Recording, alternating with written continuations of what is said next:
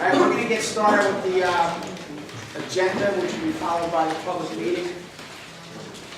We have minutes from the 21st of March.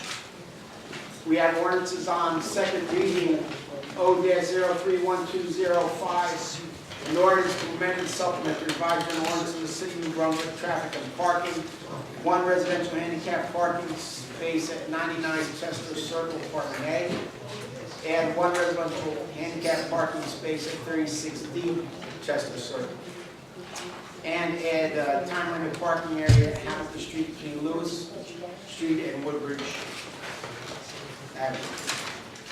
We have ordinances for, on first reading, O-041201, an ordinance to amend and supplement the revised general ordinance of the city of New Brunswick, traffic and parking, add one residential handicap parking zone, 63 Paul's Boulevard, and add one handicap parking space at 8 Bethany Street.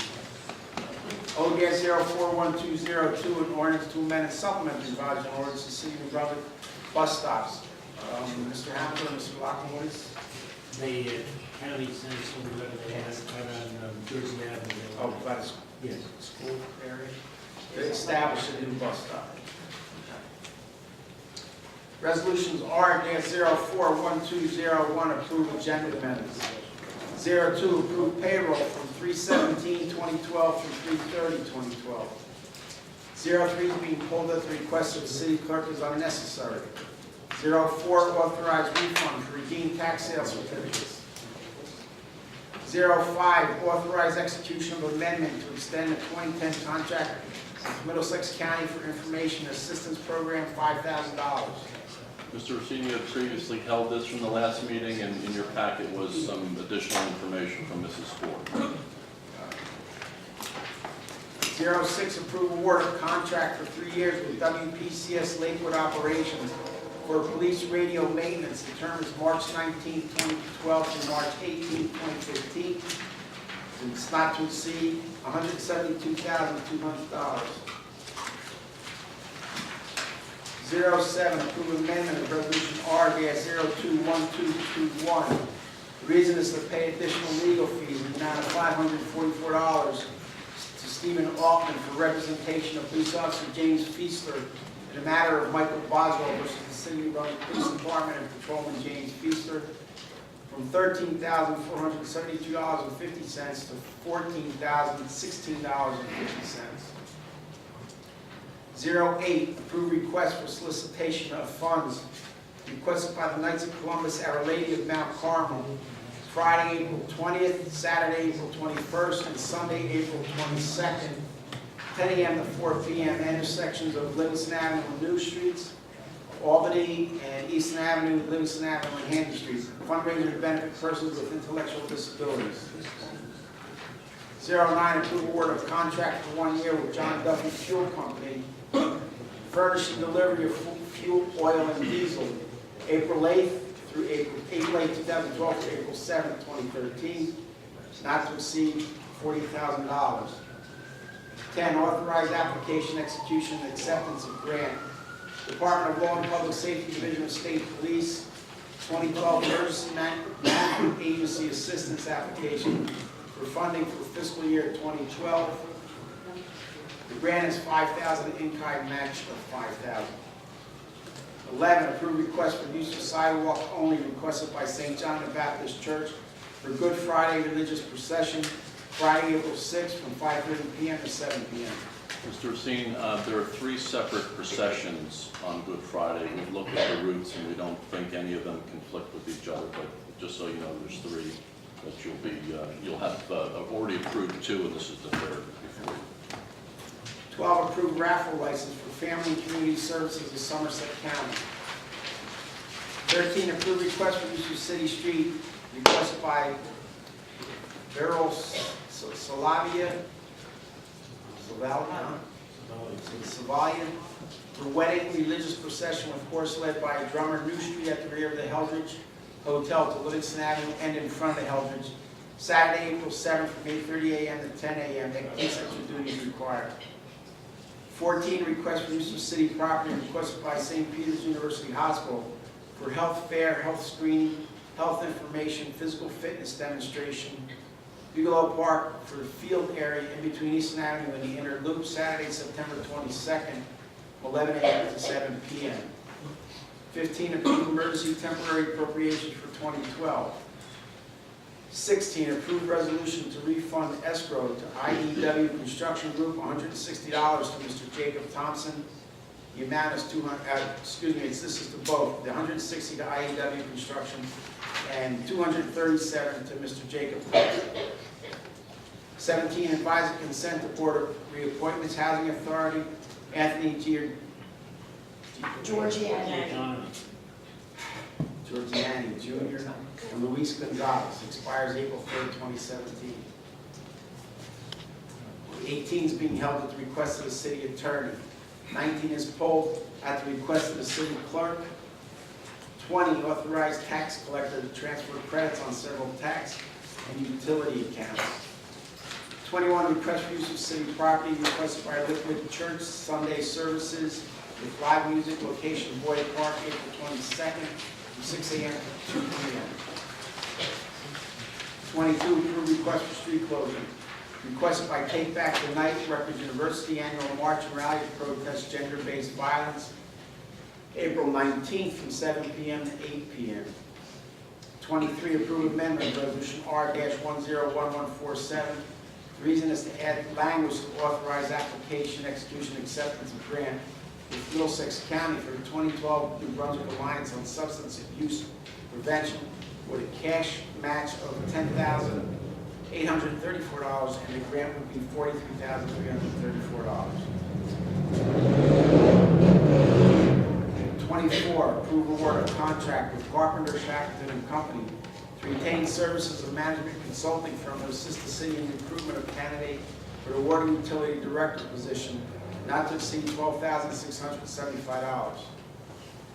25, resolution to confirm engagement of special counsel in Eon versus Guadagno,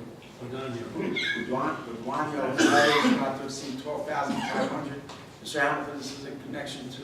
Yeah, this is the first named plaintiff defendant is the lieutenant governor. It's what Mr. County Clerk's name and Mr. Teresa's name. So this is Mr. Paul Jacobson, Mr. Shannon, what do we say? Bill Waller. Bill Waller. And it's for... This is Mr.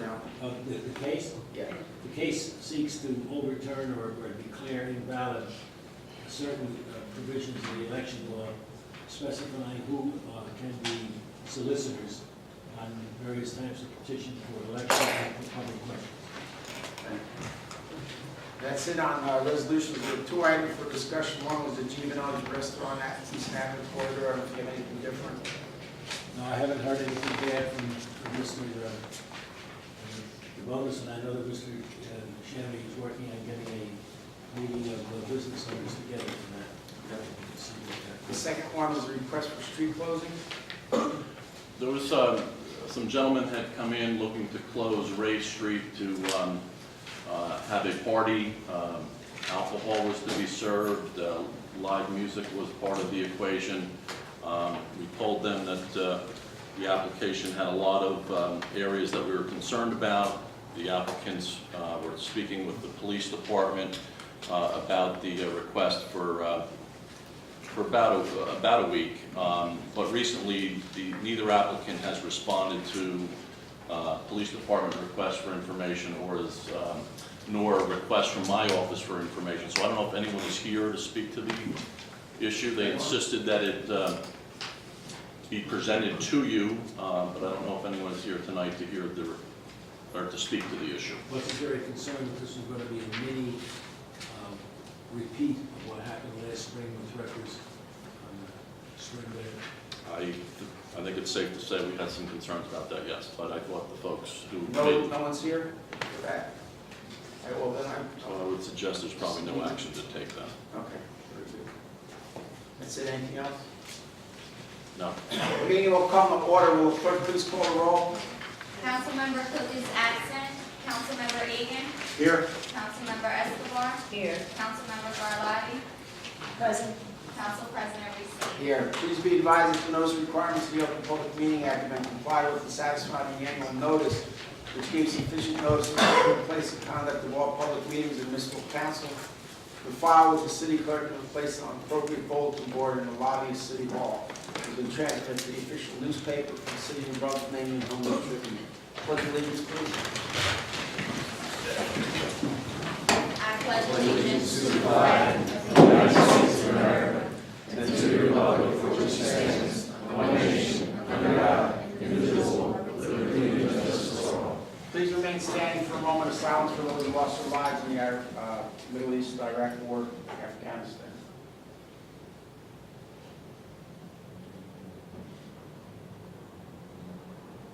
Thank you.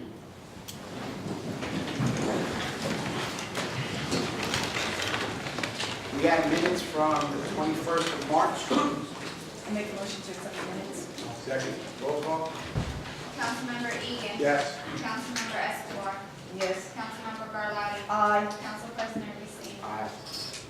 Ordinances on second reading, O-031205, an ordinance to amend and supplement the revised general ordinances of the city of New Brunswick, traffic and parking, add one residential handicap parking space at 99 Chester Circle, apartment A, add one residential handicap parking space, 36D Chester Circle, and add time limit parking areas on Hamilton Street between Lewis Street and Woodbridge Avenue. Does anyone wish to comment on this ordinance? Mr. Craddock and Agnes, please.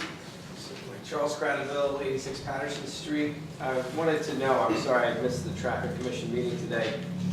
Has the Traffic Commission had a chance to review this proposal? Anybody here at the Traffic Commission? The proposal comes from the Parking Authority. I'm going to, right or wrong, make the assumption that at least Mitch Karen has reviewed it. Yes. Yes. Mr. Karen is the traffic commission, he did review it, and just adding 2-hour parking in that block for the residents that live there with permits so they can be able to park all day. That's what we're doing there. So if you have a Ward 5, Ward 6 permit, you can park all day, Yes. you can park there all day? Yes. Okay. And what was the motivation to do this? Is this the spots were being taken up all the time? Yes, the problem is that the residents that live there, that one part of the block didn't have the 2-hour parking, so we just extended it for them because they have homeowners there. So that's the reason why we extended it. Anyone else? Seeing none, move the ordinance. Second. Roll call. Councilmember Egan. Yes. Councilmember Escobar. Yes. Councilmember Garlotti. Aye. Council President Racine. Aye. We have ordinances on first reading, O-041201, an ordinance to amend and supplement the revised general ordinance of the city of New Brunswick. Add one residential handicap parking zone at 63 Paul's Boulevard. Add one residential handicap parking space at 8 Bethany Street. Make a motion setting down April 18th for a public hearing, the same date to be advertised. Second. Roll call. Councilmember Egan. Yes. Councilmember Escobar. Yes. Councilmember Garlotti. Aye. Council President Racine. Aye. O-041202, an ordinance to amend and supplement the revised general ordinance of the city of New Brunswick, bus stops.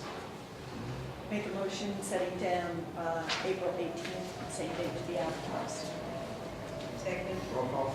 Councilmember Egan. Yes. Councilmember Escobar. Yes. Councilmember Garlotti. Aye. Council President Racine. Aye. We have resolutions R-041201 through R-041225. 3 and 19 are being pulled and number 18 is being held. Does anybody wish to comment on any of these resolutions? Mr. Craddock? Charles Cradaville, 86 Patterson Street. The 205, this is the one I asked about last time. Is there more of an explanation about what this $5,000 is for? 205, Mr. Lockland, for the senior center. Yes, would you call on Mrs. Ford, who came out to support? She left. Okay. She had said that her office provides seniors with access to a number of different county programs, and they are reimbursed by the value of $5,000 per providing that service. That they being the county reimburses us for $5,000. And This if you information give me is one second, referral. I'll get her email and I'll This information, which referrals is one, it's kind of like a case management, but on case management, giving the seniors the opportunity to get that information, for the different programs that they have.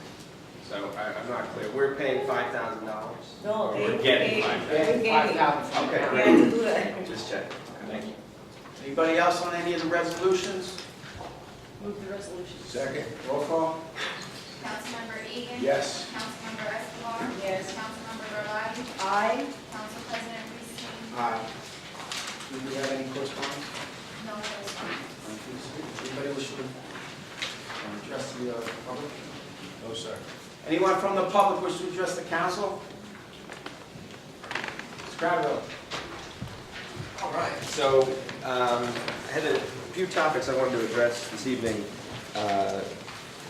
First of all, is like the boards and commissions that we have in the city. I think we could really do a better job of including them in the decision-making. For instance, the Traffic Commission didn't really formally address this policy that might have an effect on traffic and parking in the neighborhood. The Traffic Commission is not a very well-attended commission because it meets during the daytime at 1:30 p.m.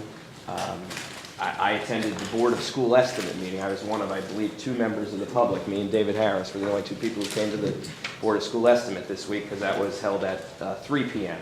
here. And when you have a board or commission that does something as important as decide the entire tax levy for all the schools in the city, and they only meet once a year, they ought to have that meeting at a time when parents and working folks can make it. I would suggest you connection that to the board of education. We get notice from them on the recycling. I'm sure Mr. Reed, they give us the notice when they're going to do it. I know, but you are on the board. I'm not on the board, so it would. It comes from the public as well. All right, well, I'll do my part. I hope that you'll put in a good word at least, because, it's very sad that only 2 people came out to that meeting. How many millions of dollars were spent in that one. So, I think in general, we have other boards that have conflicting times. So the Rent Control Board's meeting at the same time as the Environmental Commission. If you want to attend both of those things or be a part of both of those things, you can't.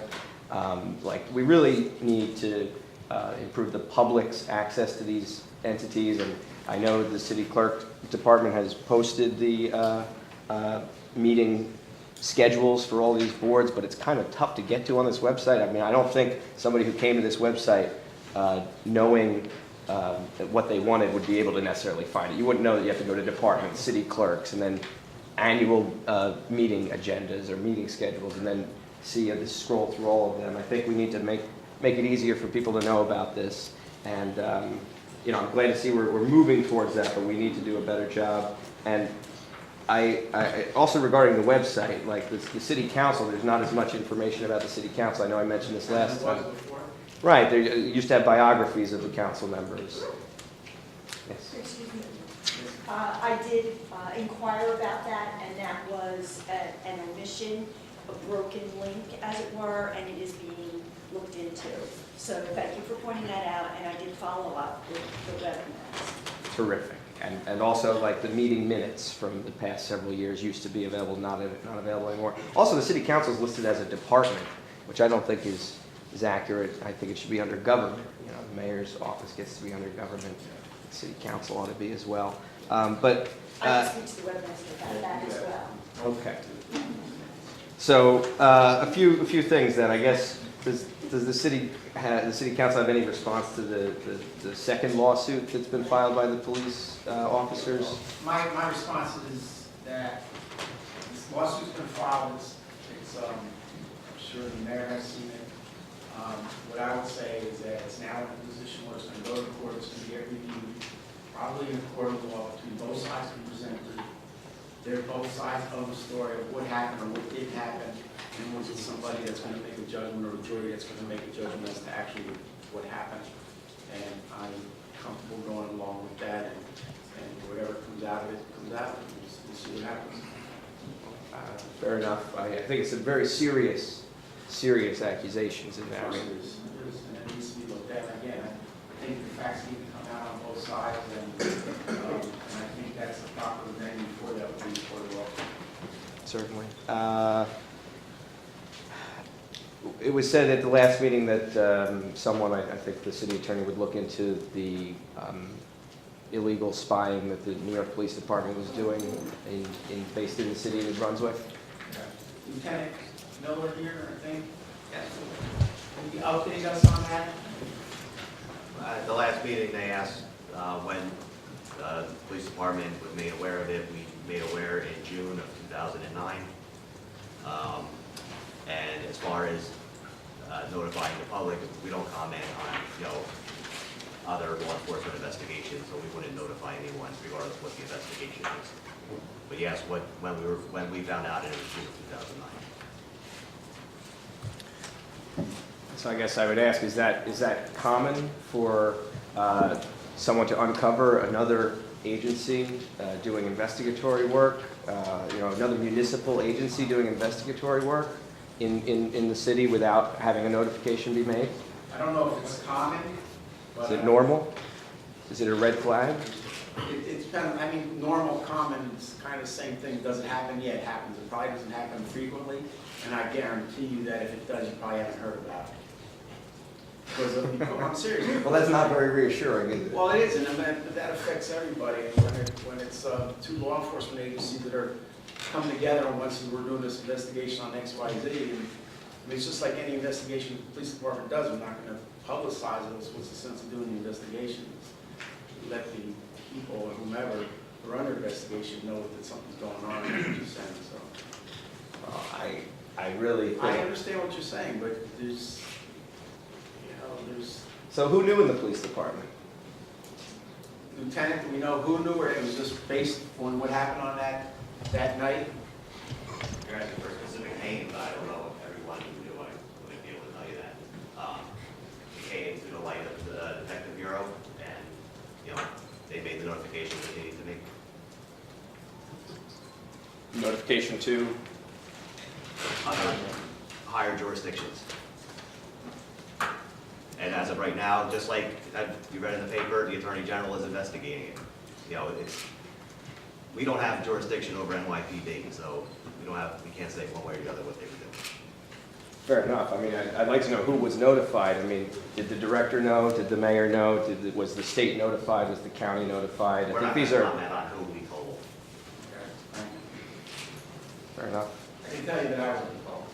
So. Yeah, I know. I bet it's a bummer, right?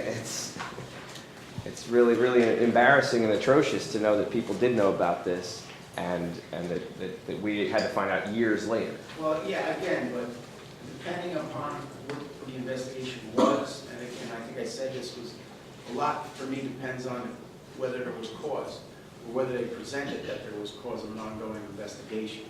And I think those things need to be kept confidential to maintain the integrity of the investigation.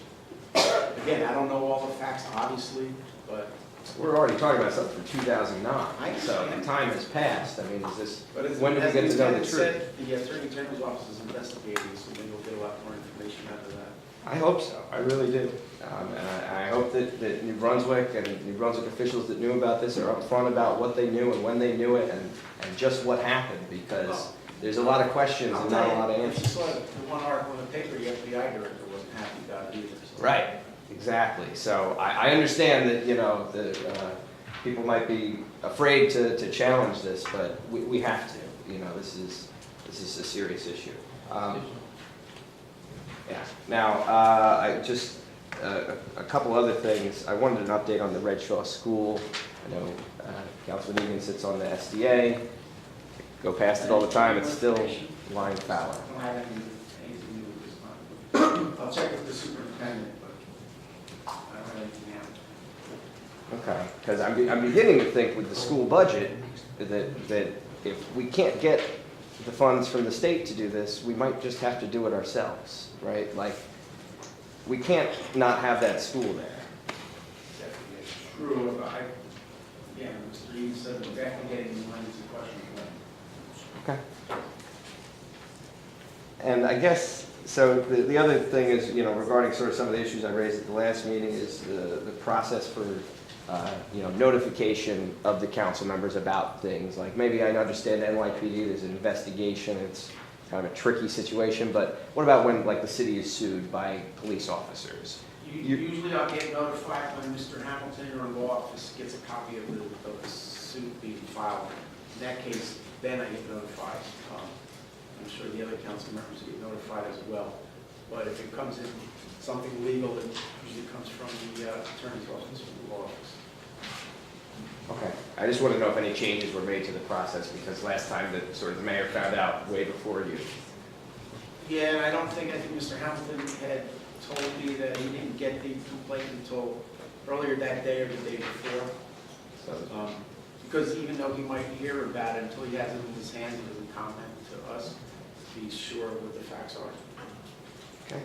And just one other thing, I noticed bus stops, there's an ordinance for that, what's being, On Jersey Avenue, there's a request to add a bus stop, and it's going through the process with the state to be able to put that bus stop there. this is for one of the Brunswick shuttles? I'm not sure. Mr. Golden, do you know what it's for, the public? I should, but I don't at this point. I certainly can't give that information, but this whole bus stop started from the county, and the process is, we, the city, have to start the process and do it by resolution adopted by council. Mr. Councilman, Jane Brady from the County Workforce Investment Board initially made the request for the county to put a bus stop in this location. It's where the Workforce Investment Board is, so when they have people drop off there and when they're waiting to pick up the next shuttle bus that the county operates, they wanted to have a bus stop there. In order to do that, because there's both state jurisdiction and a county jurisdiction in that area, they also need the municipality to sign off on that we would approve a bus stop in that location. So that's more of a public transportation. Yeah, it's the county's shuttle, the Brunswick shuttle, they operate along the Jersey Avenue route, stops at that location, and that's really the only public transportation that goes out to that area. So this is an effort to enhance the quality of that service out there. Well, I totally support that. I think that the city should really work to get more bus shelters along these Brunswick shuttle routes, especially the 5th and 6th Ward shuttle. There's really very few shelters along that route, and I think if we had some shelters, it would, first of all, make folks aware that they can ride this bus and catch this bus and probably improve the ridership, but also, obviously, if it's rainy or snowy, people would be protected from that and more likely to use it. So, thank you very much. Thank you. Anyone else? Anyone else? Yes or no? Next. Mel Pittman, 45 Park Street. I raised a question last meeting about community liaison getting the proper tools to do a job effectively. I want to know what the city effort was as far as getting Ms. Katie? We've updated the website. If you go onto the website, you can click onto a link that takes you to a page that we created that talks about the things that I'm going to be doing. I ordered business cards, Okay. and we're working on pamphlets as well. Okay. So we're really trying to get the information out there. Good. And thank you for your suggestion. No problem. Also, I want to agree with what Charlie said also as far as the 4 officers that are filing lawsuits against the city of New Brunswick. Those are harsh accusations. These officers are saying there's, racial discrimination within the department, and they're also saying, which I have brought up in past meetings, that there's a pay-to-play system in effect. Now, if these officers are saying there's racial discrimination within the department, that same system can conduct that same racism towards the community members also. So that leads me to believe that there may have been some racial intent behind the 3 murders of black people that were conducted by white people. There's no way you can say that that's not possible. But I say that to say this. I think instead of, you can't take, the stance with Barry DeLoach, the council could say, well, we'll wait till the judicial system does what they do. But on this situation, I think you guys need to launch an immediate investigation now. We can't wait till we find out what happens with the lawsuits or with the officers or with the police department. They're saying this racism going on as we speak, like right now. And there are 4 black officers. It's not multiracial, it's not Hispanic, it's not a white, they're all black. And there are 3 murders in New Brunswick. There wasn't Hispanic, there wasn't a white, they were all black. This has to coincide with each other. If they're under a racist institute, that just doesn't reflect within the department, it reflects within the community also. So I think an investigation needs to be launched immediately. Well,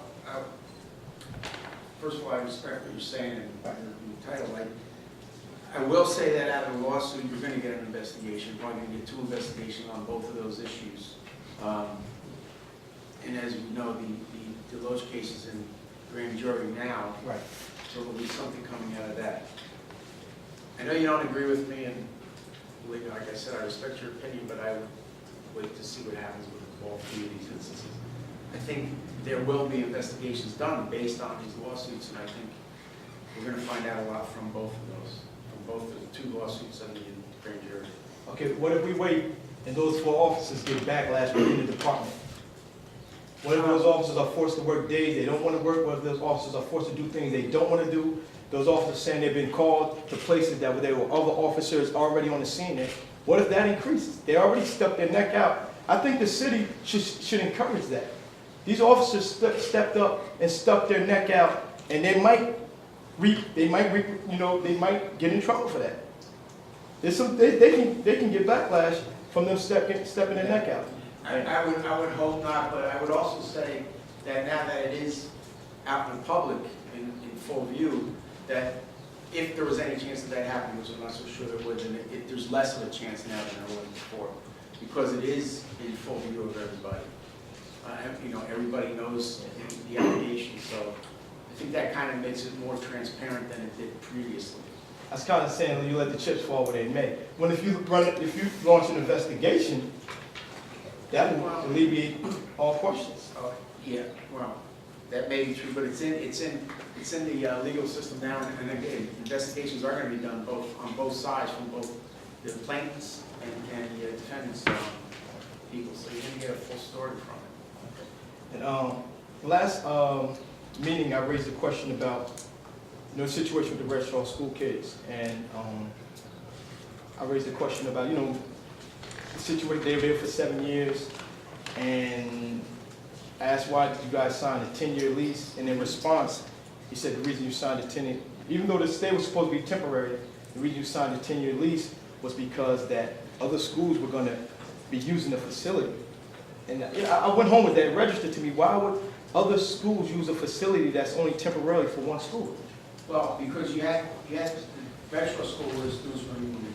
Then there were changes or construction that was going to be done at Paul Robeson, that they're going to move the students from there, I believe, to that location until construction was done. And I think there was another, Lincoln School as well, was going to have some renovations and construction done, so they would take the children out of that school, put them up on Jersey Avenue until that construction was done. This was after. Excuse me? This was after the Red Shaw school students were there. Yeah, I mean, that was the original plan of why it was leased for 10 years. So the other two schools were gonna. This plan came after the students were already there. Which plan? Like the Red Shaw, the students were in the warehouse. So you're saying after that, other students were gonna occupy? It was done at the same time. The lease was made with all of that in mind. It wasn't done that Red Shaw was going to be done, and then a year later. Oh, so you answered my question. So you signed a 10-year lease prior to the kids even being here. Right. So there was never going to be no temporary stay. Yes, you would, because if they go in and once the construction at Red Shaw was done and the kids from Red Shaw moved back to the school, then the kids from, say, Lincoln would go out there for a period of time. So the amount of time from start to finish of all 3 projects could have been 7 years, could have been 8 years, could have been 10 years. Now, what's happened is obviously not the best situation, and it's not a good situation. Were there any plans for any Woodrow Wilson students to be occupying I as don't well? believe so. I think they had some renovations some years ago, and I don't think there was any other plans for that. No plans for Woodrow Wilson Mr. students? Patterson, I'm not aware of any.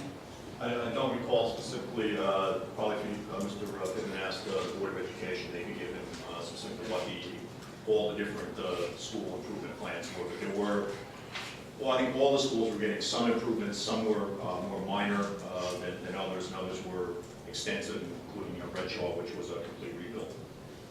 Believe me, Mr. Pittman, this whole thing with Red Shaw has been I mean, I Very troubling, I agree. I with went, you. I went to Red Straw from 1 through 8. I went to. I'm like, you know, so that's, yeah, 1 through 8. First grade to 8th A little grade. different than when I was there. Huh? A little different than when I was there. Yeah, went from 1st grade to 8th grade. So, you A know, couple years older than me. to have the kids in the warehouse is insane. It's insane to me. I can't argue with you on that, but we're trying to make the best of a terrible situation. Well, my last question.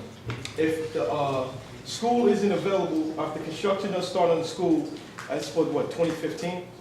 Will there be another 10-year lease signed? That I don't know. Mr. Patterson, you have any idea? We'll have to see. Hopefully it will be. I really hope it will be. Because I hope these kids graduate and have kids that go to the same warehouse. I hope that doesn't happen. You're absolutely right. All right, that's it. Thank you. Anybody else? Mr. Neal, name and address, please. I just want you to think about if I said something, but I'm not. Okay.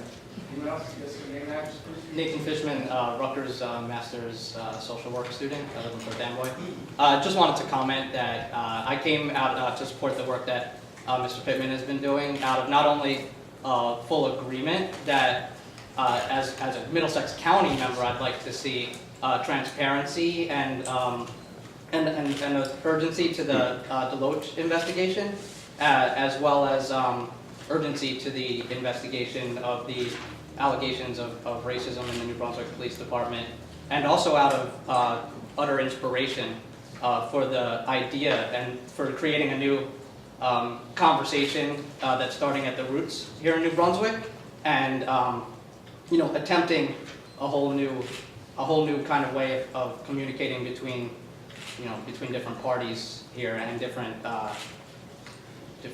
classes. Okay, thank you. Anyone else?